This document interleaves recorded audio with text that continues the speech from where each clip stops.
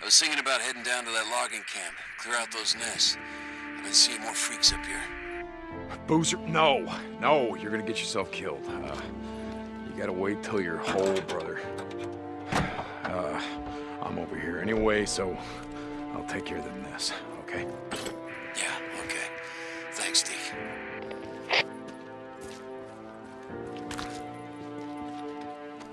I can fix this. Done.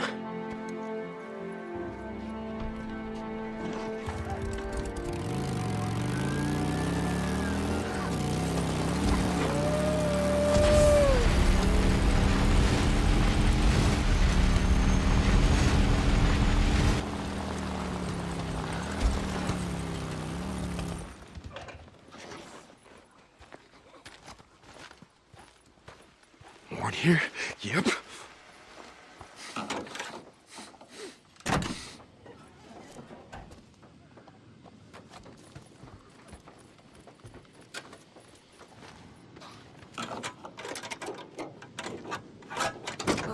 Son of a bitch!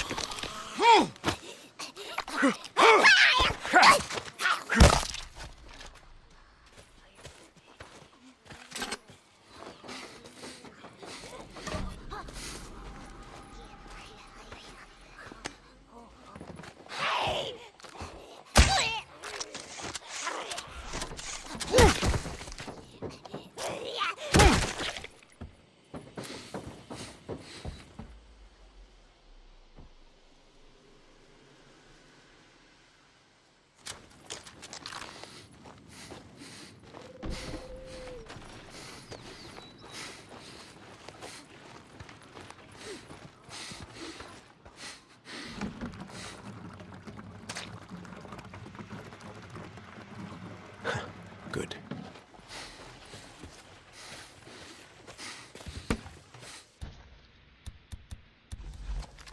Okay. There's gotta be a nest in this shack. Fuel can.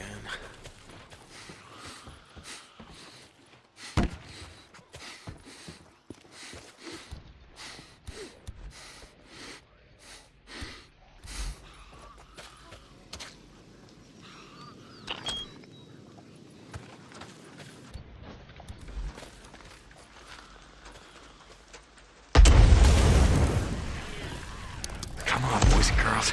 Let's do this.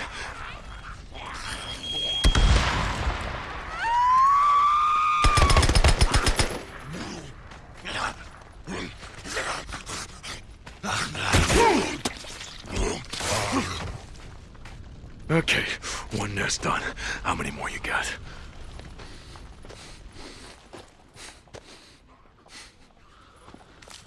Oh, warehouse. Yeah, that looks like the kind of place you want to call home, yeah? God damn it, what you all shit yourself at once? Jesus Christ.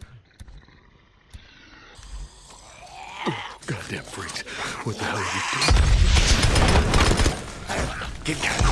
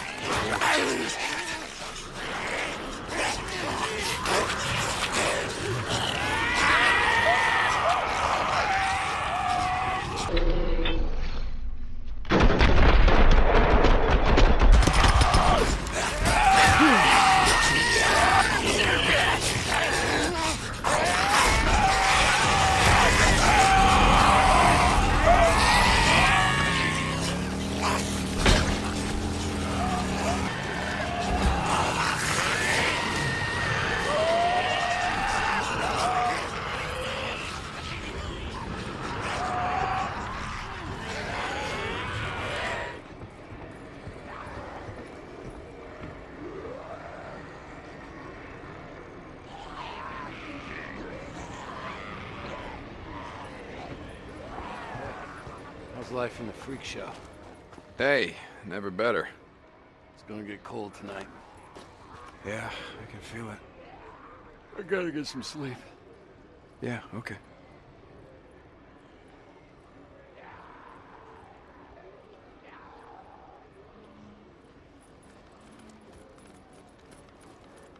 getting light out. Jack used to say the best alarm clock was the sun shining on chrome. Jack used to say a lot of stupid shit. Hey, you doing okay? Been better. Arm feels like it's gonna fall off.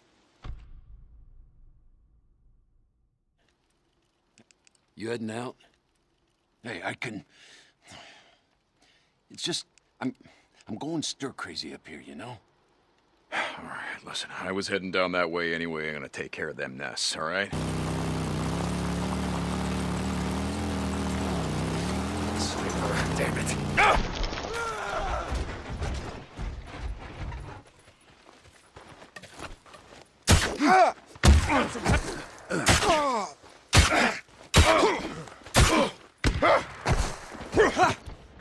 That all you got?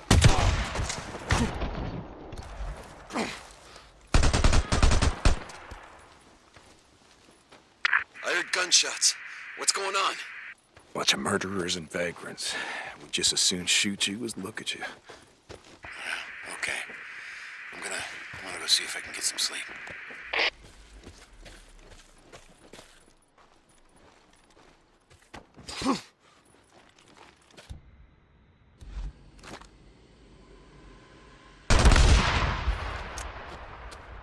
How'd you like that? Huh? Come on, you sons of bitches, come on!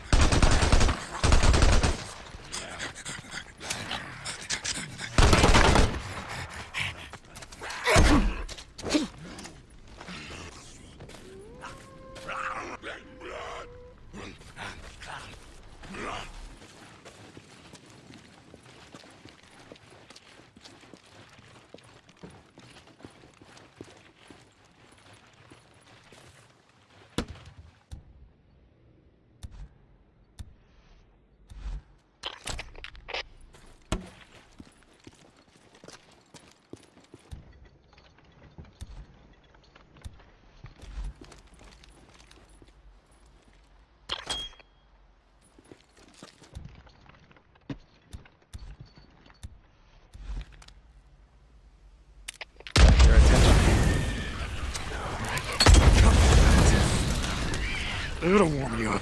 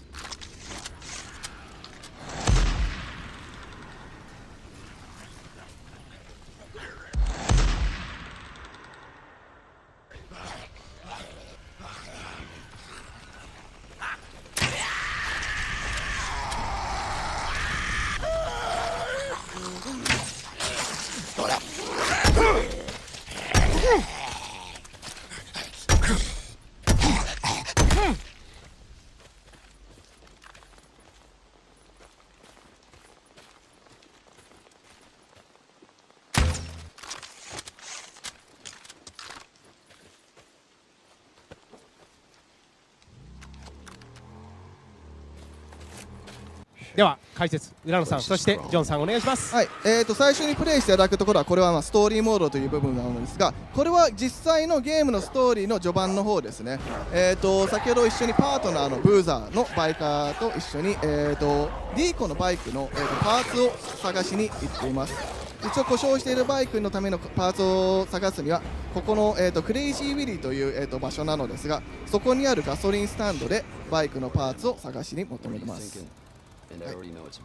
パーツをいろいろと探していくと、まずは。はい、そうですね。ただその中いろいろとフリーカーなども、フリーカーの巣という潜んでいる場所もありますので、そういうところもちょっと探検しながらいければなと思います。フリーカーの巣、どういう感じなんでしょうか。ちょっと怖いですね。怖いですね。フリーカーの巣。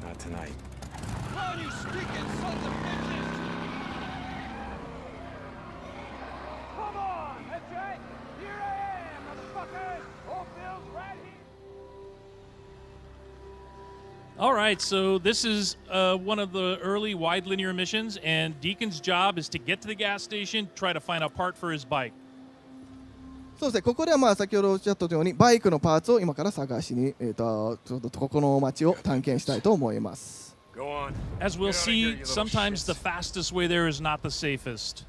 そうですね、一応いろいろとルートはあるんですが、短いルートが毎回いいとは思いません。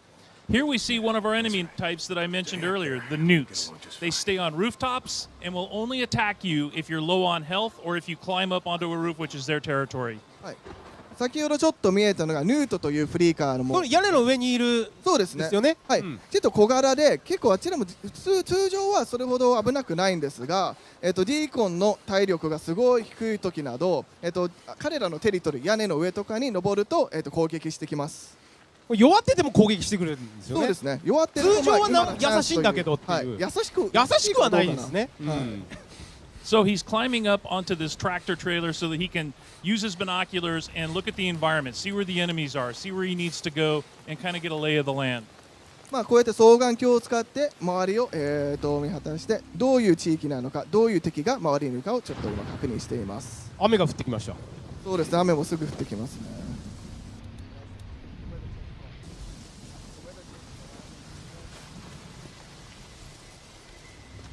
Here he sees the interior of a building. All of our interiors can be searched, so it's an open world game with a vast exterior, but you can also go inside the buildings and scavenge for supplies.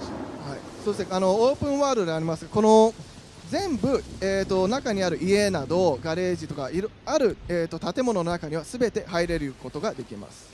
Suddenly he sees a nest. So if you see rooms that have all of these branches, these are areas where freakers hibernate during the day. 今、はい、火炎火を投げた場所ですけど、燃やしましたね。はい、そこにがフリーカーの巣ですね。いろいろ枝が、飛び出しているのが見えると思いますが、そういう、枝が飛び出しているところに、それがフリーカーの巣というところです。それを燃やしながらどんどん、フリーカーも増えて、登場してくると思います。なるほど、あそこがフリーカーの巣だったんですね。はい、そうです。うわー、激しい、やっぱり。ミッションの一つの、サイドミッションと言ってもいいですかね。So he made so much noise that attracted all these swarmers, and now he's got to run. そうですね。で、今のでノイズを、大きい、音を立てることでフリーカーがそこに寄ってきます。あ、なるほどなるほど。ちょっと今逃げてますね。音で寄ってくるんですね。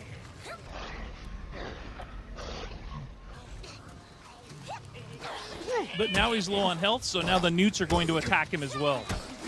でもう体力が、左下に見えると思いますが、今緑のゲージですね。低くなったのでニュートが降りてきて攻撃しに来てます。あ、そういうことなんですか。ああ、やられた。ああ。Create as much noise. ちょっとさっきは失敗しましたが、でもいろいろなルートを探って、目的地まで行きますので、ちょっと今度は違うルートで行ってみましょう。はいはい。気を抜くと結構ね、やられちゃいますね。そうですね、すぐ、音を立てるだけでもやっぱ寄ってくるので、結構気をつけないといけません。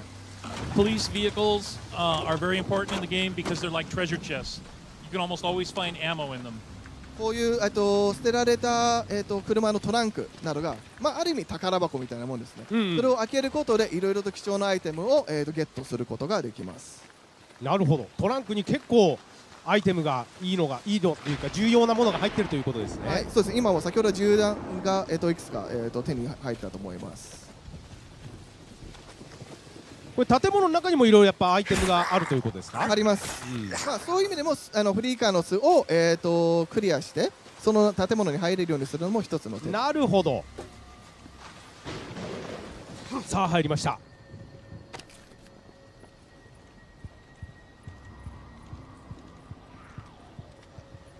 ここのは安全っぽいですね。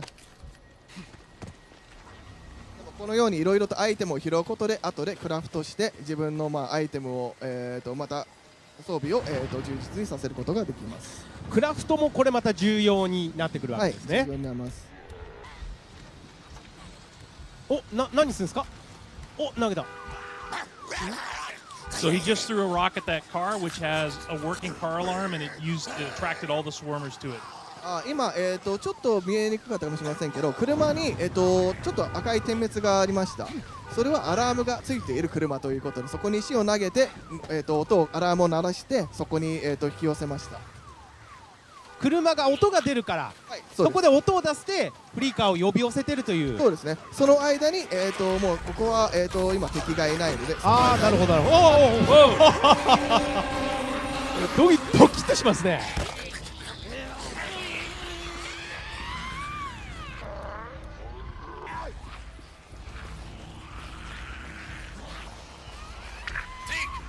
How's it going, brother?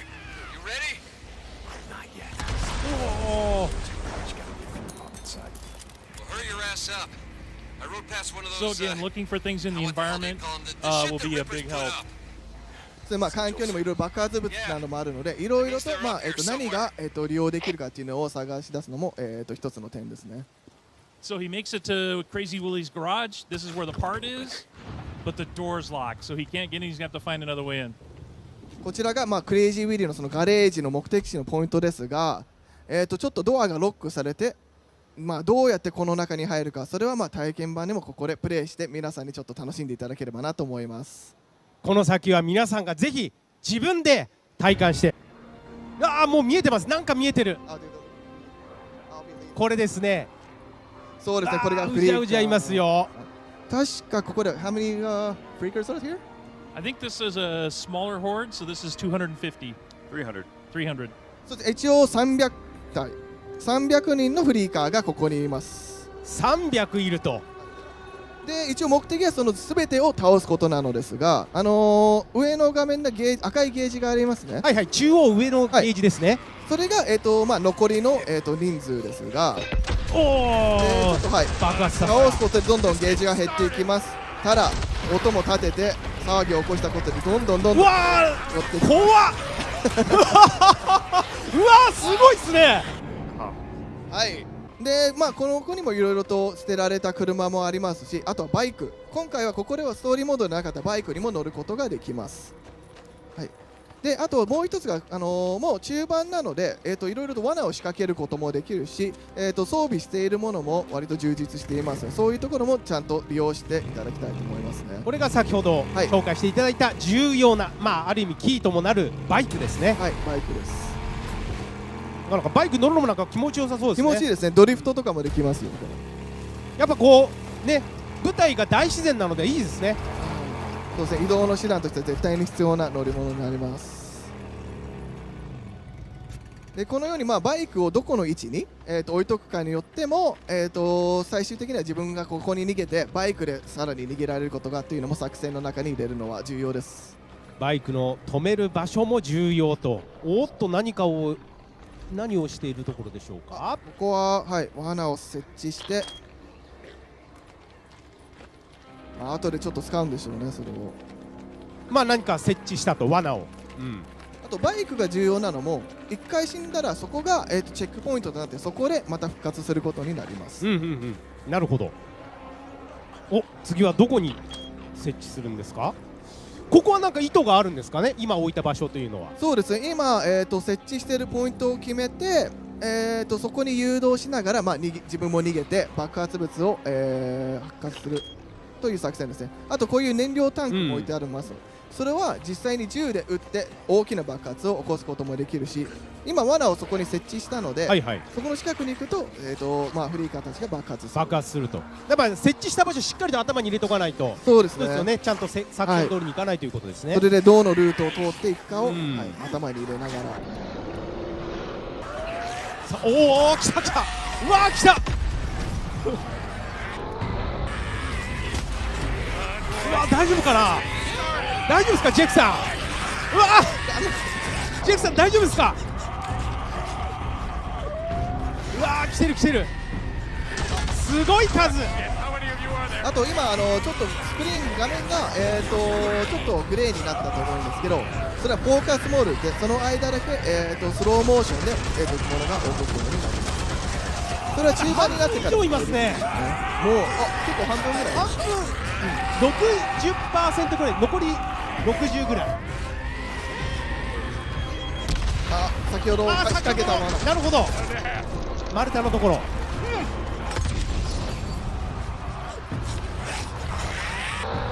一つ武器としても、はい、ナパーム火炎瓶というのが作っているのですが、ここで爆発させて、結構いいところまで。でもいいですね。素晴らしいジェフさん。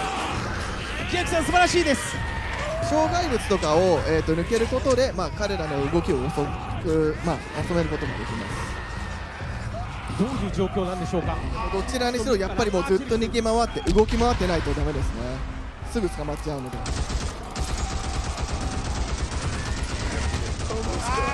いいですいいです。もう迫ってきてる。大丈夫ですか。なんとか村野さん、これいけそうですかね。いけるんじゃないですか。武器とか変更するときはスローモーションになるので、それもいいように使って。ジェキさん逃げて。ジェキさん大丈夫。今のはちょっと倍ですね。ヒヤッとしましたね、浦野さん。さあ、あとこういう赤いものがすべて爆発すると考えてください。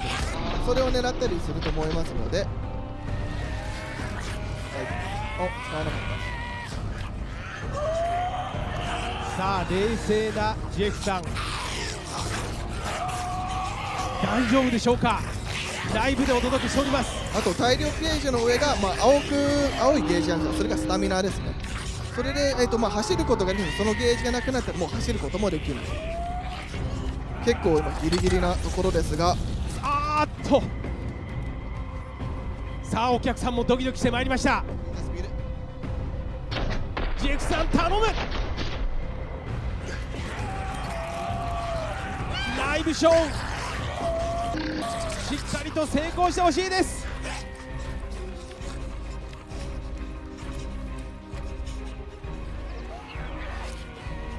ただもうあとわずかですね。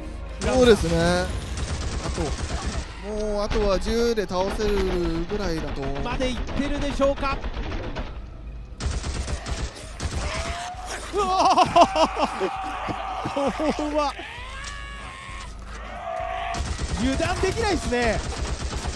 そうですね。もうでももうちょいあと2体ぐらい。よし、すりゃ最後はボッコボコにして拍手お願いします。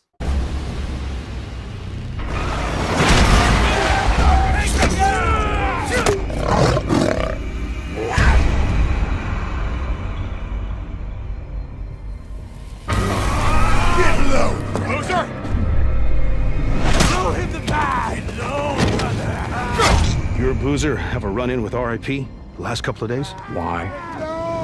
One of my men escaped a Ripper camp, got tortured, like they always do. But this time they kept asking me if you knew about it. 2 bikers, 2 men. The Ripper called them mongrels. If you ask me, you got a price on your head.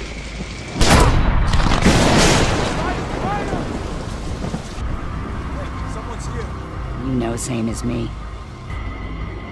Anything that happens here is far better than what's going on out there. Get off!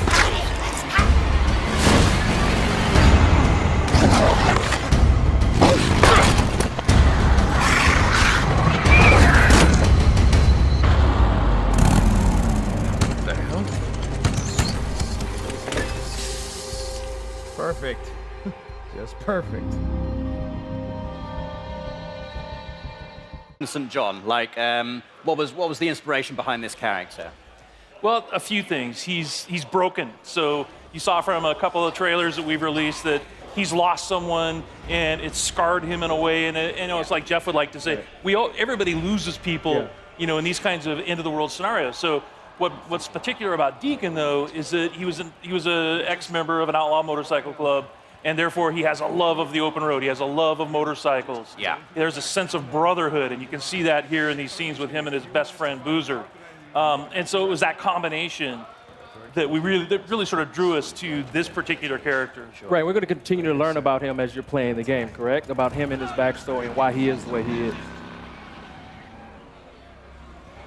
I mean, the bike is very important, right, as well? Like, yeah, we almost consider the bike to be another character. yeah. Because you only get one, and you're constantly upgrading it. You're constantly trying to repair it. You need to keep it refueled. And if you lose it, you got to go find it, and you can't whistle for a new one. So You can't whistle. right, Like a horse. Yeah, the refueling mechanic is a huge game design choice. I really, really like that. Can you talk more about how important it's going to be to be able to find fuel? Sorry. So the refueling mechanic, and actually you have to find gas to keep your bike going. It's a mechanic we haven't really seen done to this extent before. Can you talk more about that and how it changes the gameplay? Well, like in this demo, one of the things that Jeff's taking the run and gun approach. So we like to call it sandbox combat. So basically what you can do is you can run and gun, you can stealth your way through, and your goal here is to get and find a bike part, right? So you're here actually for kind of a trivial reason. You've risked your friend's life to come and get a part for your bike. And so that shows a little bit about Deacon's character. But then as you watch Jeff play through this wide linear sequence, he can play it 100 different ways. And if you watch other people play, you'll see that, okay, they didn't take this route. They didn't stop and check the trunk of this police car. And those are kind of like our treasure chests throughout the world. So you're always on the lookout for those because that's how you're going to find ammo and health kits. And then you're seeing one of our stealth mechanics here. If you're quiet, if you crouch walk and you walk up behind an enemy, then you have the opportunity for a stealth takedown. And what can you tell us about the Freakers? Because they're quite unique. I mean, we've seen, a fair few undead enemies in video games before. What makes the Freakers unique, and what was your decision-making behind making them the way they are? They're alive. They're alive. Yeah, they're not zombies. They're alive. And so that sounds trivial, but it's not, because it basically means we have a full day-night cycle in the game. Right. And they have things that they do. There's an ecosystem, and they have to eat, they have to drink, they have to hibernate. And so you will find them, like in this scenario, you'll see that there's some nests, and Freakers build nests for reasons you discover while you're playing the game. And then you can take those nest zones out in order to free up fast travel routes. So it becomes part of the metagame. But Freakers are evolving. They're living creatures who have been affected by this virus. And there's several different types. And some of our trailers you've seen, we've shown the Screamer, which is a female that can have sort of alarm system that will bring in more Freakers. Right. We have the infected bear, so it infects animals. In our last trailer, we showed mountain lion and the crows. Right, so you have so it's just it's a wide variety of challenges for the player. And like we said, the world comes for you, and that's part of it. Is that these creatures are always after you, and at night they're stronger. Yeah. If it starts raining, they become stronger. But I've seen in previous trailers Deacon actually utilizing the Freakers as a weapon against his enemy as well. So you can actually use them to your advantage as well as the environment itself. Yeah, absolutely. We call it the Freakosystem. So in this scenario, there's not a lot of chance for that, but if he were fighting Marauders or Rippers, then he could find a nearby swarm. It's an open world, so you can just explore. You can find other tools like a swarm or a Freaker bear, and you can bring them into an enemy camp and watch the sort of mayhem that happens. I guess you've got to be careful, though. You don't get kind of sucked into it. Yeah. I like this gun, you guys. So you have melee combat and you have gun combat. Can you talk about how you designed and balanced for both? It's like so many different scenarios require the player to determine how they want to play it, right? So that's why we have like this full set of stealth mechanics. We have a full set of weapons that you can upgrade. And in order to do that, you have to go to the human encampment. So there's survivor encampments in the world, the only places in the world where it's safe. And you have to do jobs and missions with them in order to earn trust. And then once you earn trust, the merchants there will sell you things. Ah, I like that. And then it's like, and if you want to upgrade your shotgun, or you want to buy a silencer for it, then you have to have enough trust at that encampment in order to do that. Boozer, you there? I found the part. I'm heading Got the bike part.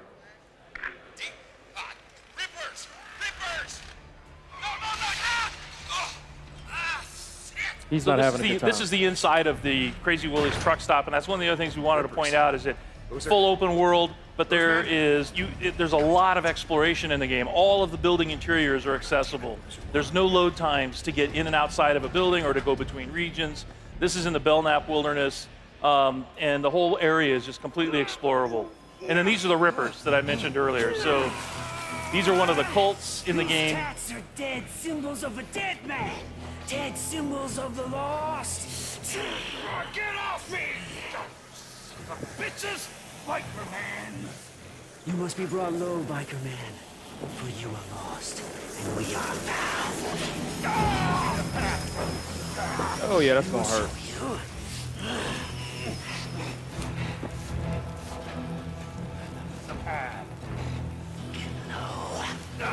Get low!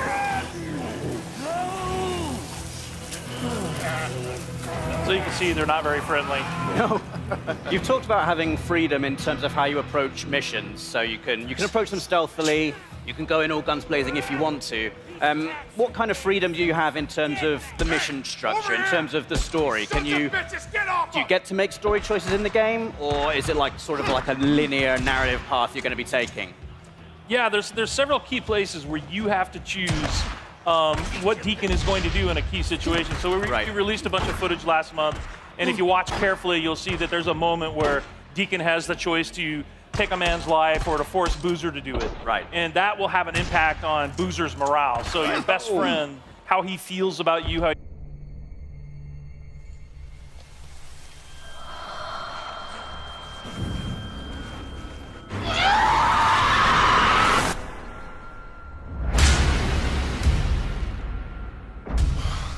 Don't look at me, it ain't my problem.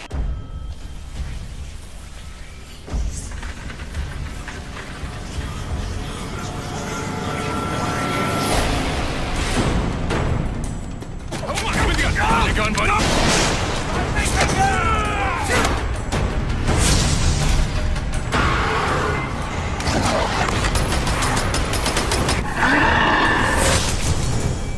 Do it. I'm not here for him. I'm here for you.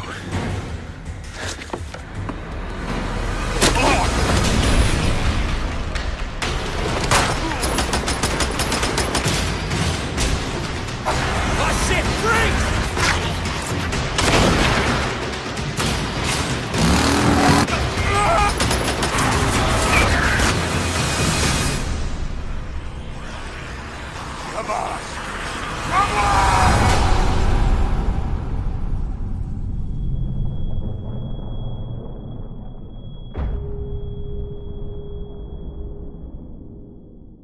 So you tried doing sort of a stealthy approach, and now you're just going to go in with a shotgun and blow them away.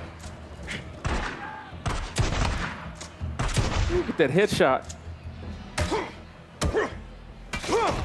Or baseball bat, that works. Yeah. Can you tell us anything about what has happened in the world? You know, why are we in this post-apocalyptic situation? Like, are you able to reveal like kind of what has happened, what has led to this transition? Yeah, you know, it's one of those things that we really want the player to sort of learn as they go. So there are answers, right? But you have to explore. There's a, you know, we've introduced this group called NERO, which is our National Emergency Response Organization. They're out in the world. They have these MMUs that you're trying to break into in order to get medical supplies. They're part of the story. And, you know, obviously Deacon has lost somebody. We saw that in a trailer. That's part of the story. And as far as like the pandemic and the hordes that you run into constantly, these all sort of weave together to sort of explain how we got, you know, to this place in this world. Cool. And all kinds of just visual, actual hardware upgrades, but a ton. You can really make it your own. Awesome. Well, John, Jeff, Chris, thank you so much.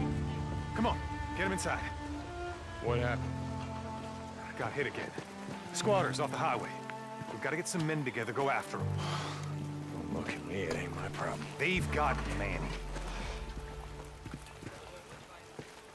You sent Manny on a supply run. I just run the camp, Deke. I don't tell folks how to live their lives. Go to hell, Cope!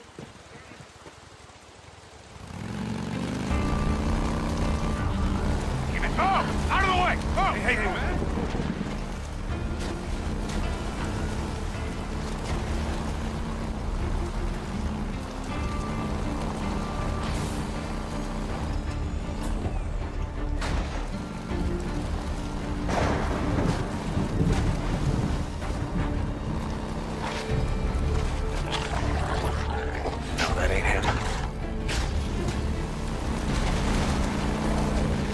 Oh, come on. Oh, crap. Come on, come on! Son of a bitch.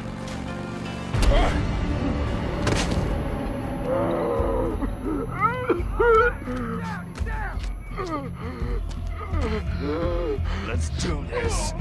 Yeah? You want some of this? Yeah!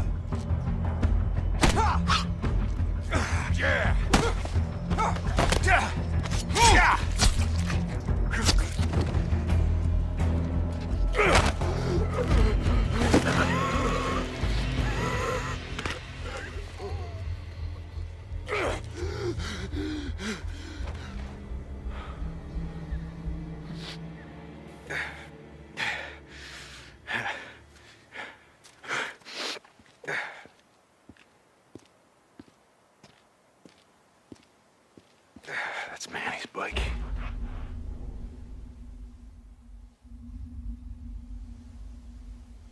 Yeah, this way.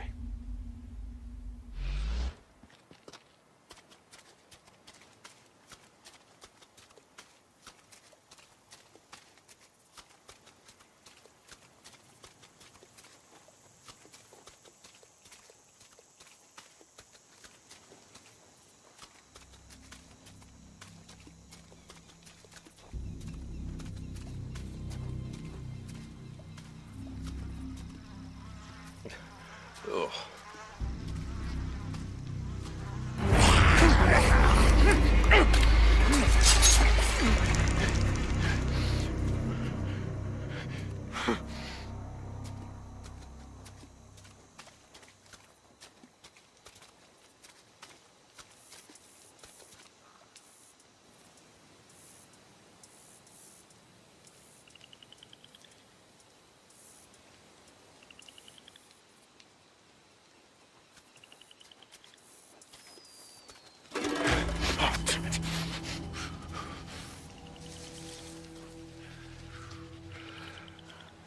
Cigarette.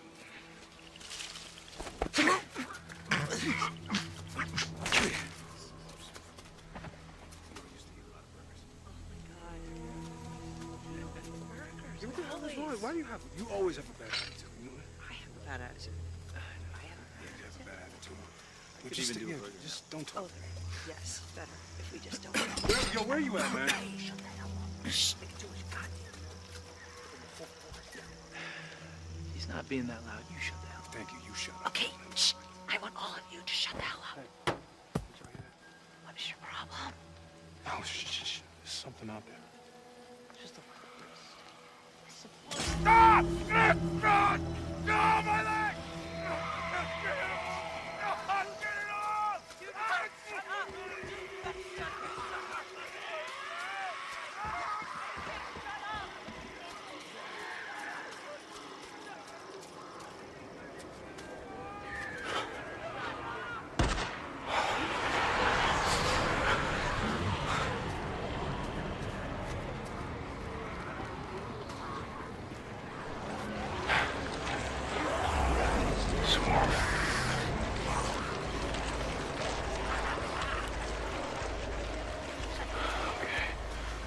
Easy, fellas.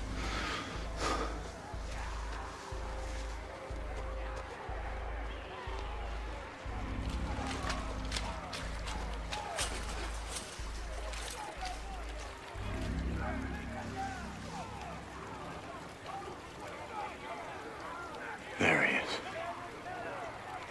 Still alive. How the hell am I?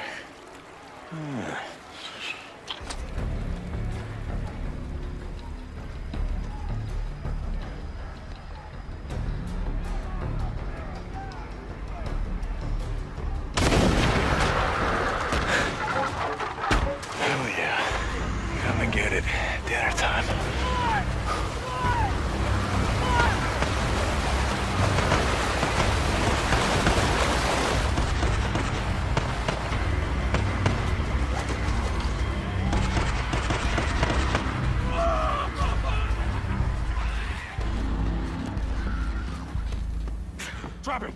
Now! Or I'll kill him! Do it. I'm not here for him. I'm here for you.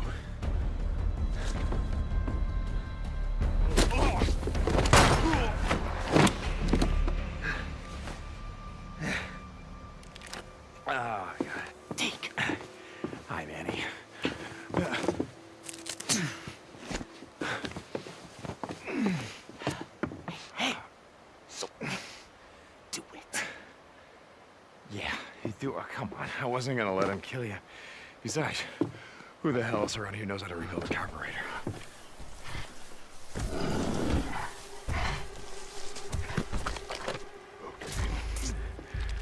Just back up. Nice and slow. Don't make a sound.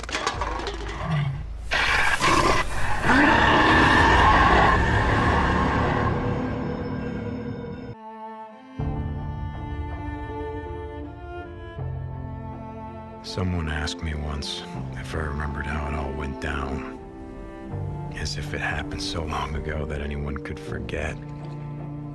So yeah, I remember. I remember when our homes and our towns turned into graveyards, when the wilderness became our only hope for survival. I remember when the planes fell out of the skies, when the trains stopped running, when the turbines shut down, and the world went dark. I remember when they put up the razor wire, like it was gonna stop anything. And the feds ran out of body bags. Rope. And some of us sort of lost our minds. I think it's dead. Some lost more than that. Much more. I remember when we lived by a code, when brotherhood meant something, and living meant more than surviving. Goddamn liar! So yeah, I remember how it all went down. I don't give a damn about any of that.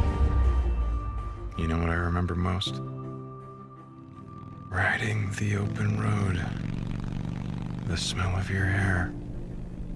The touch of your skin. I remember you. But those days are gone.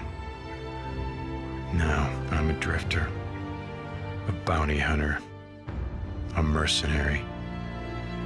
And for me, the broken road is all that's left. But I'll always remember.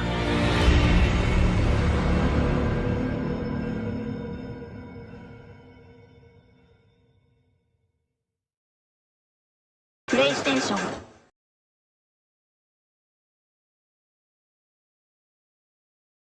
Hello, I'm John Garvin, the writer and director, and I'm here with Sam Witwer. I play Deacon St. John in Days Gone. Yeah, and we're here to talk about the alternate path demo. So we did 2 demos for E3 this year. One you guys saw at the media showcase, and this one we showed behind closed doors on the floor at E3. And so for the first time, we're releasing it online so that everybody can kind of take a look at it. And I thought I'd just talk a little bit about, what the differences are, and just kind of just show you what we were trying to accomplish this year. Yeah, I mean, the most obvious difference so far is the last one was nighttime during the rain, and this is daytime during the snow. Yeah, and and it's not just cosmetic, and I think that's one of the things we really wanted to emphasize, because this time we're showing sort of a day in the life of Deacon. You see he's on the drifter bike here. We wanted to show a little more of the bike riding and how the weather can kind of impact that. So we have this drifting mechanic, right? You see him kind of slipping and sliding around a little bit. Changes the handling of the bike. That's really interesting. Now, there were wolves there last time, John, and these wolves would pursue you down this road, and then Deacon had to turn his back, shoot a wolf, and he got clotheslined right up there, didn't he? Yeah, exactly. So this time you see that he wasn't being chased by the wolves. That's a dynamic event that can that can happen or not. It just depends on when you're playing the game. Interesting. And this time Deacon saw the ambush and he was able to avoid it. So he kind of comes up and around and behind them. So does weather impacts whether these creatures show up or not in daytime, nighttime, all that stuff? Yeah, absolutely. So especially the freakers, they come out, they're mostly nocturnal, but they will come out as the weather gets colder. They become stronger in the cold. Right. And so that will, again, kind of change up the way the game plays. That's very, very, I kind of love that you decided to do this as a demo to show 2 completely different iterations on the same exact mission in the game. Yes, exactly. So we wanted to have, the job is basically the same. Deacon hears that his buddy's in trouble, rides out to save his life. And, as you can see here, this is a completely different experience from what we showed in the first demo. In the first one, Deacon gets clotheslined. And it sounded very painful, by the way. when he Oh, did that. like, speaking of painful, okay, so the combat in this game is fairly brutal. John, you want to talk about that a little Well, bit? we just wanted to make it as as realistic as possible. So yeah, we're not holding back on that at all. And Sam's done most of his own stunt work for this. And I can tell you that when we're on the performance stage and we're capturing that stuff, we just try to keep it real, right? Right. Well, right. There was sort of a decision made at some point. What we've been I've been on the project for what, 2 or 3 years now. Yeah, I think 3 years. And so early on, I think there was a more, what were we? It was more Kurt Russell and sort of a two-fisted thing, and then it turned into, hey, let's take this quite seriously. And what that required is a lot more. Taking this combat stuff and showing the horror of the violence that happens and it were this type of circumstance to take place. I mean, realism, weirdly enough, is the thing we keep going back to when it comes to the, not just the stunts, but also the performance style. I think, it was very important that it doesn't seem like a bunch of actors, saying lines. It was all very incidental. And we wanted the world to sort of reflect that as well. So you saw there that, Deacon broke into that emergency vehicle and found some supplies. So this is what we're calling our survival vision. So you saw that earlier when he was looking at Manny's bike on the ground. And it's just kind of a way of seeing tracks in the world and sort of imagining what might have happened. And here, I just wanted to point out that you're seeing in this part of the demo that there are freakers there. There weren't there before because it wasn't snowing. It was, and it was getting lighter out. It wasn't getting darker like it is. And so, it changes up the way you can play through the level. And what is this? We call this the meat wall. The meat wall. Yeah, and it's not just there, to make the guys who put them up to seem evil. They're there for a purpose because, again, freakers are living creatures. They eat. That's their primary thing. They want to eat. And so you hang these dead freakers up, and any freaker, rather than coming into their camp like you see here, they would actually stop and snack. Yeah, exactly. Yeah. And then the same thing with this freaker that they've hung upside down. There's a bear trap underneath it, and they use that because a freaker will come, be attracted to the meat, and then hit that trap. Interesting. Another thing you just saw, by the way, is that tin can. The tin can trap that he that's an alarm that the Marauders will put up. And this is, again, some of the things that Marauder camps just do. And you find these Marauder camps throughout the world. You'll find traps like that, and then if you're careful and you're paying attention, you can avoid them. Because in the first demo, Deacon didn't avoid it, and he set off that alarm. Right. Now this is the same tactic that he used last time. Throws the rock to get someone to lure him over and have him step in the bear trap. But this one plays out a little bit differently than last time. One of the things that struck me, and we've talked about this obviously as we've shot, but there's an effort of the other Marauders to get this guy to shut up, and he won't. Yeah, and so in the first demo, Deacon's heading on down the trail, and you can hear that happening behind him. Right. And this time we're showing what happened. So, he's watching everybody react to this poor guy trapped in the in that bear trap, and she just is like, shut up, shut up, shut up, and then just loses it and shoots the guy. Right. And of course, in the meantime, Deacon is crafting a Molotov and just takes them all out. Right. Oh boy, that's good. Ow. So again, it's like in the previous demo, Deacon would have gone off to the trail down to the right. This time he's going to head this way. He follows the tracks, and comes under a sniper attack. Now let me ask you something about the survival. Okay, there's a sniper attack coming, but the survival vision is, if you don't say upgrade your survival vision, can you miss clues? I mean, are there things that you would get if you upgraded your survival vision that would help you complete the mission better? Exactly, and you have to, we have a whole skill tree, and it's all tied to the experience that you can earn as you're just playing through the game, and then you can upgrade those things. What's happening here? We got a freaker tied to a tree. Yeah, so this is another type of trap that Marauders will set. They will they will basically chain freakers to the perimeter of their camps, and they use them as kind of an alarm system. And then that, you saw that Marauder there. He was just tormenting the poor freaker, and then so Deacon kind of takes advantage of that. Well, and you think for a moment that Deacon is the guy, he's sort of helping the freaker by, getting the guy that taunted him. Like, no, and then he's going to take the freaker out right afterward. Exactly. And this is a bit of silent sniping using the crossbow. Yeah, so this whole sequence at the end plays out very differently. In the first demo, you saw Deacon use a swarm. He weaponized a swarm, lured them into the camp, and then they kind of did the work for him. There's no swarm in this run-through. Right. So the player really has to go in and use what we're calling our strategic sandbox combat, and that's just, stealth mechanics and setting and using traps whole arsenal of weapons. You see there's a variety of weapons that Deacon's going to use through this, including the crossbow. You know, he crafts his own bolts. And you know he's got to figure out how to get up to Manny, just using his combat skills instead of doing it strategically. So straighten me out. Those bonfires, were those there in the previous demo? No, they weren't. Right. So that's another big difference. Is that if you come here during the day, it's like in the media showcase demo, there was like kind of a fight club thing going on. Right. They were punching each other, and everybody was just sort of getting into it. Nobody's really paying attention to what's going on. Yeah. And now it's getting dark and it's cold out. So they've built these bonfires. So.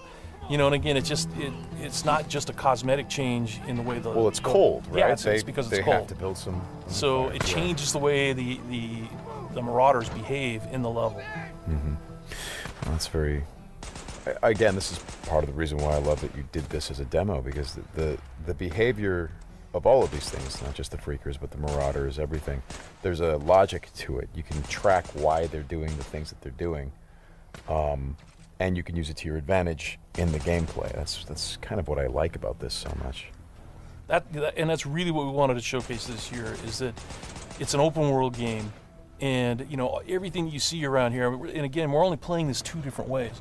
You saw that waterfall way up there off in the distance. There's a bridge that goes in front of that. If you had a sniper rifle and enough ammunition, you could have driven your bike all the way up there. There's trails that go all the way up there. And you could have used your sniper rifle to take out this entire camp, because it would have taken them a while to figure out where the shots were coming from and to get to you.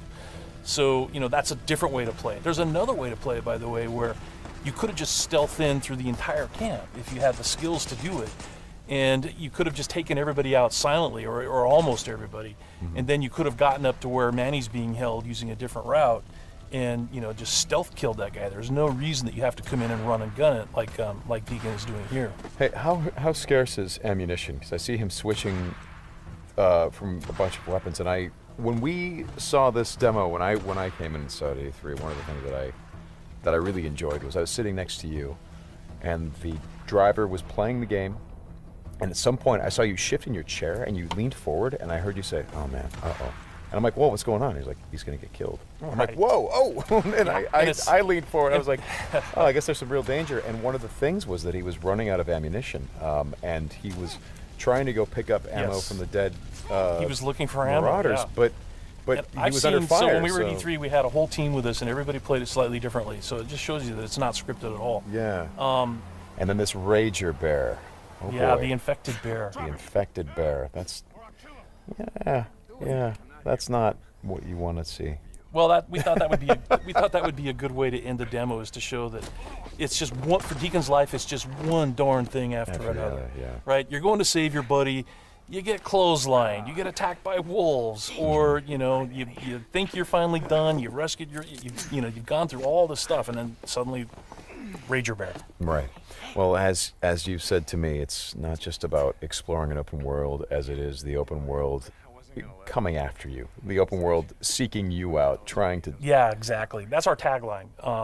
In Days Gone, you don't have to go seeking out trouble. The world comes for you. Trouble's looking for you. All right, Sam, thanks a lot. Thanks, John. It's been fun. And I hope you guys enjoy the demo, and we'll talk more about it soon. Very violent. Yeah. It showed a lot of sort of situational kind of... using the environment and the freakers that we see kind of to the advantage of the player. Yeah. So tell me what went into that. Well, so the biggest thing that we really wanted to do this year was sort of show a more intimate part of Deacon's life. So last year it was the Horde, which is hundreds and hundreds of freakers, all sort of massed together, and you saw how Deacon had to struggle to just stay alive. And this year we wanted to show off more of the open world and this thing we're calling our dynamic open world systems. And what that really means is you can use the freakers themselves against other enemies, like the Marauders that you see on the media showcase demo last night. Right. Actually, I have a question about the freakers, because with other games, survival games, like this, for instance, The Last of Us, the clickers had this thing where they couldn't see you, but they could hear you. What is it that triggers the freakers? Oh yeah. Well, it's an interesting question, and for anybody who gets a chance to see our alternate demo that we're demonstrating in the theater today, or online when it gets posted, is that the time of day kind of drives the density of the freakers and the humans when they're out, but also the weather. So when it's snowing, it's going to kind of blind everybody at a distance. When it's raining, it's going to dampen the sound. So when the player learns these, he's going to be able to use that kind of context as one of he's going to play that as part of his strategy for how he approaches any encounter. Gotcha. But definitely sound, right? Because like you saw in the media showcase demo, Deacon, put down this bear trap and then kind of snuck off. Right. And in our alternate path demo, he doesn't do that. So he actually kind of goes around and watches what happens when this Marauder goes into the bear trap, and you hear this gunshot on the media showcase demo. If you look at our alternate path footage, you'll see that one of the Marauders actually shoots the other Marauder in the head because he's making too much noise. Oh, wow. Right? So yeah, so it's a pretty harsh world, but that sound traveled, and sound is something that can be really, really dangerous. Gotcha. That's very interesting. That's very interesting. Yeah, I did notice once the bear trap was down and the guy stepped in it, you saw the freakers running. Yeah. It's like they heard it screaming. You heard them screaming.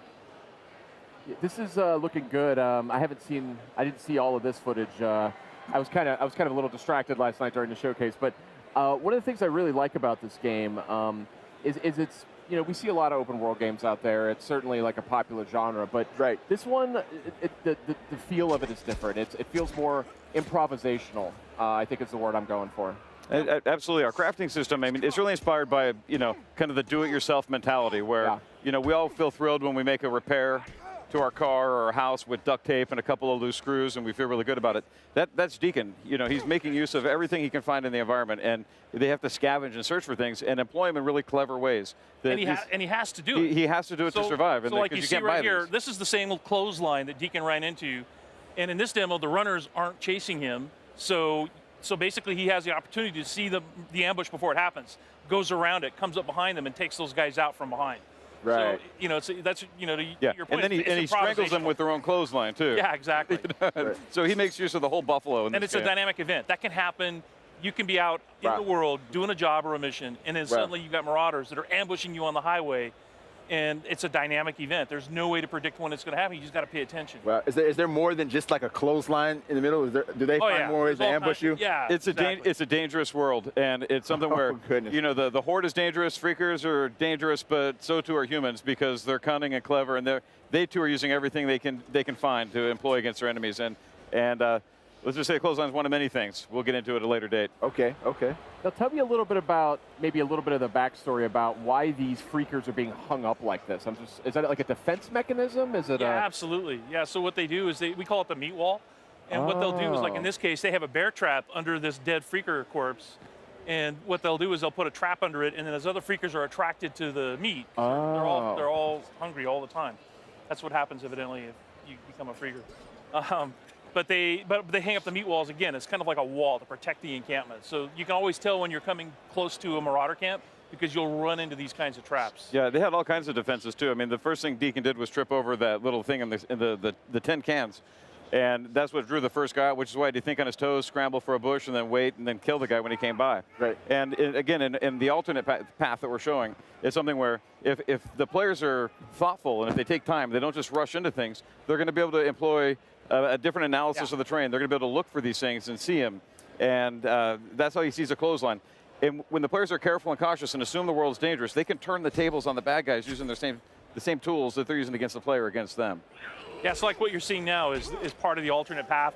Changed up the time of day, changed up the weather. Okay, I was going to say, I didn't remember this from the show. Exactly, because it's colder now, more freakers are coming out, so freakers are stronger when it's cold out. So you really got to be careful when it's snowing. Also, the bike handles differently. It's like if you'd seen the earlier part when Deacon's trying to ride his bike through the snow, it's very, very different. Oh, this is really cool. I didn't realize. Interesting. So here's your meat wall, right? The meat wall there. Yeah. That seems like a pretty smart move, if I'm honest. Yeah. But yeah, look at this, a beautiful looking game too. And I know you guys are digging into the PS4 Pro as well as you make this title. This is what is something you have to do. It's beautiful enough without 4K. And then you add that to the mix and it's mind-blowing. Yeah. Right.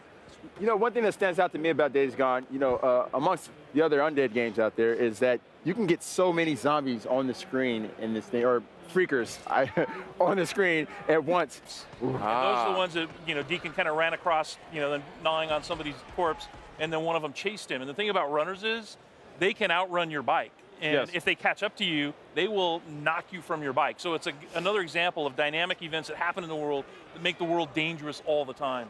Wow, such a cool game you guys are making.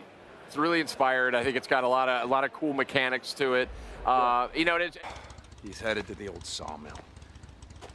Going in after him. gonna be dark soon. When does that ever stop me?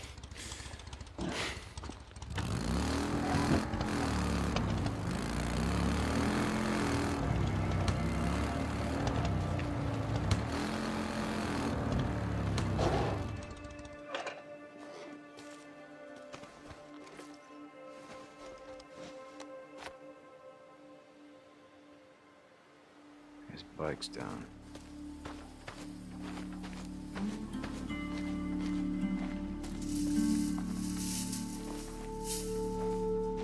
All right, Two Dog, where the hell are you?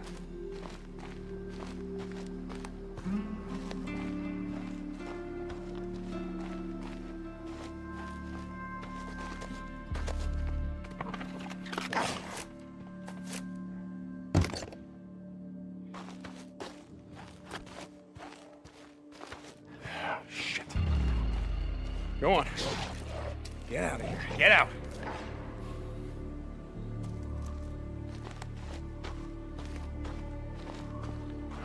Well, that ain't him.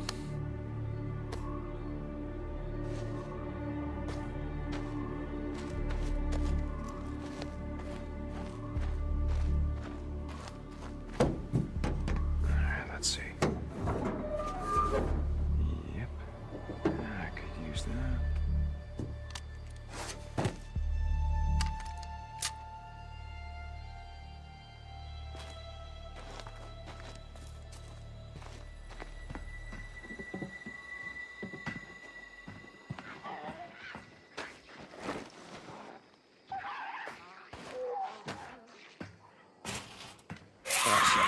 Oh, shit.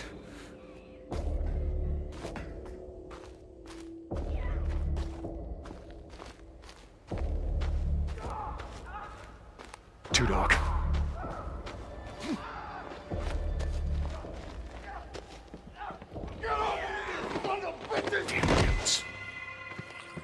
Two Dog! Damn it!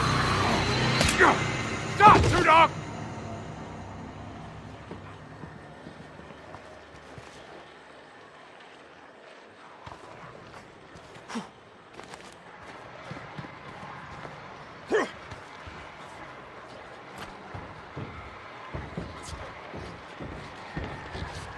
Look around, brother! You know how this is gonna end.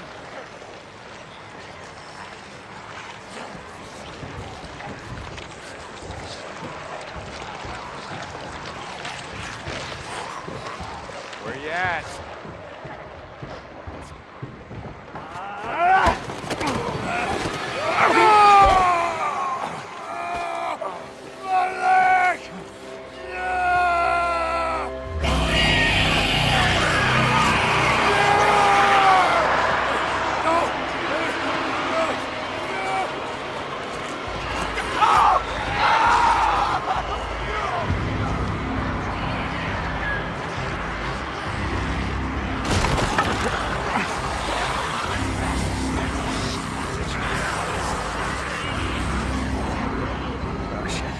Oh, shit.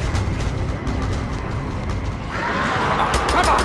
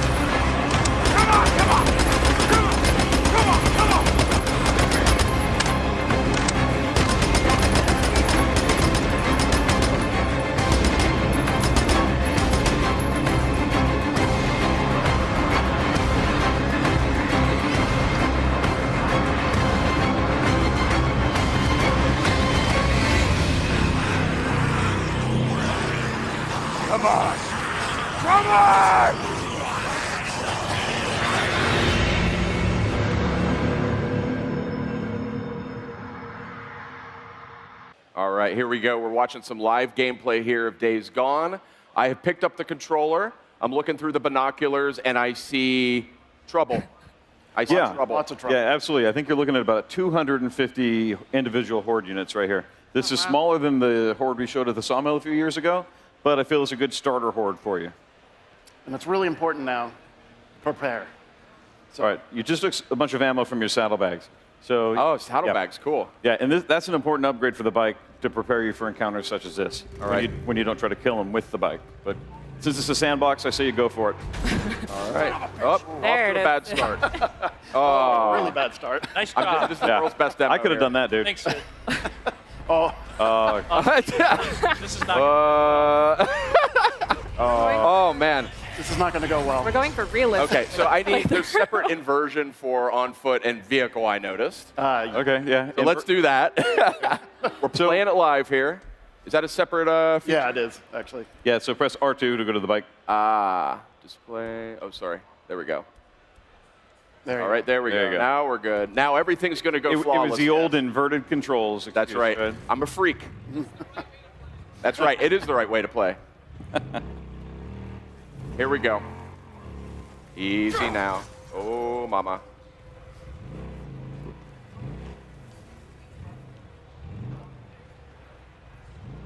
This is a more powerful bike than what I drove in the last build. Yes, this is an upgraded bike. Yeah. This looks gorgeous. So the Horde is back behind you, Sid.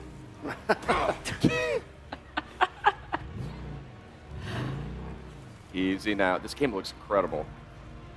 No strategy in this game is a bad strategy, but I'm going to say this is a terrible strategy. The worst strategy. Yeah. So tell me, what do I have in terms of weaponry here? Okay, well, so if you get off your bike, you can access your survival wheel, and on this you're going to have your weapons in the cardinal directions, but then in the upper right-hand corner you're going to have throwable explosives. In the upper left, you're going to have your consumables, which include things like your health, your bandages, but most importantly, kind of survival buffs. Things that will help enhance your core attributes. And crafting one's going to take away from another, of course, so you've got to make choices that suit your playstyle. And then also we have distractions on the bottom left corner. Not really the best for the Horde, but on the bottom right we have traps. So in this case, I think you might have proximity bombs or airbag remote detonators. I think in this case you have the proximity mines. And if you plan properly and look through the environment, you find like key places that you say, I want to run the Horde through here later and trigger this detonation when enough of them run past it. So smart players will do that. Foolish players will just charge in, guns a-blazing, and it's going to be a lot harder for those guys. What kind of player will Sid Sid be? Will try to jam their bike into the Horde. They can try that. So what's your strategy here, Sid? What are you thinking? How do I Stalling is a strategy. Got it selected right there, and then hit R2 to... R2, okay. Oh, no! You can't melee the Horde. You could try. The strategy is panic and run. Okay, we're on the move now. Lost my bike. Not good. You can still save it. I don't recommend a melee bat against these guys, but give it a go. Got to stay nimble here.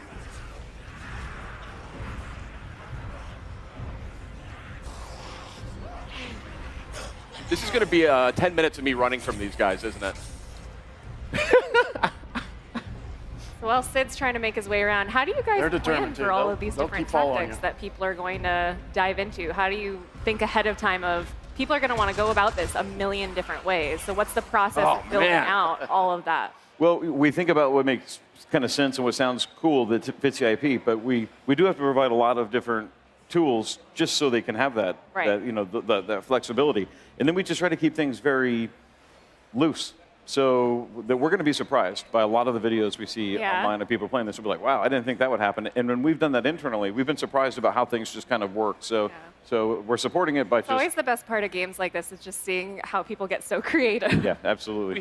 We had a company meeting last week where our head of QA literally took on the Horde using his crossbow and custom crafted explosive bolts. Oh my gosh. And it was pretty amazing. So he pretty much got all the way there. I think he had to use one Molotov, but Jeff and I had never seen that happen before, so we were surprised, and we were like, oh. And what's cool about it, and I think this goes to your question, is it makes perfect sense that it worked because the way we built the systems, but Emergence is about a bunch of wholly predictable, unpredictable things, and it just works. Like we're catching yourself on fire. Catching yourself on fire is possibly a good strategy. I don't think so. That's so he can set them on fire when they grab him.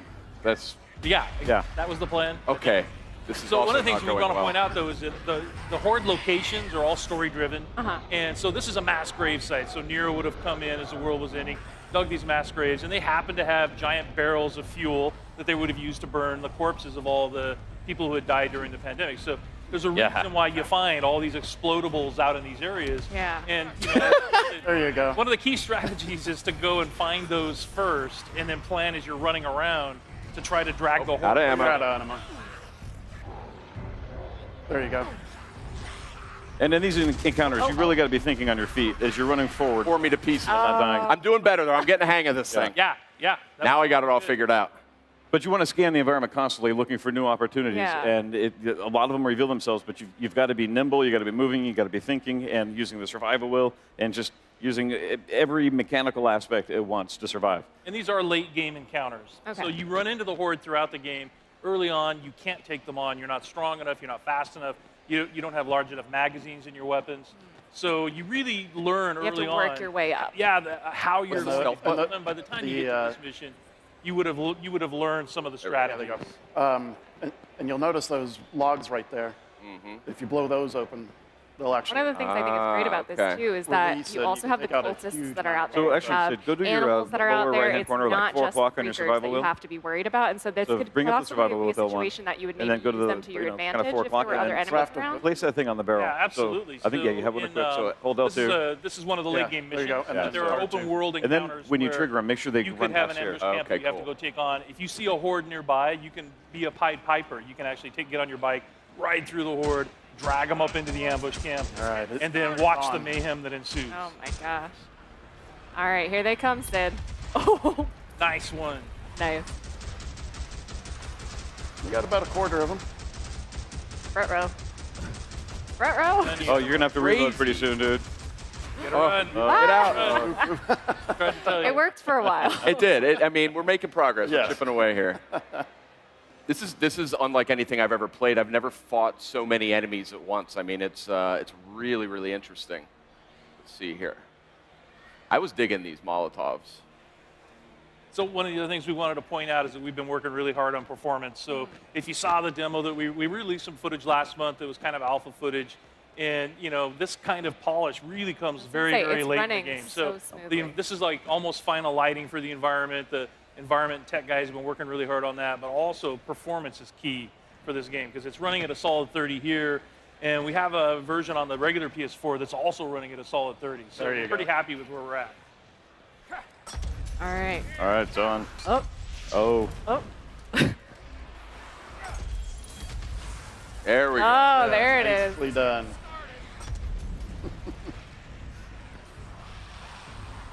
They're starting to fan out.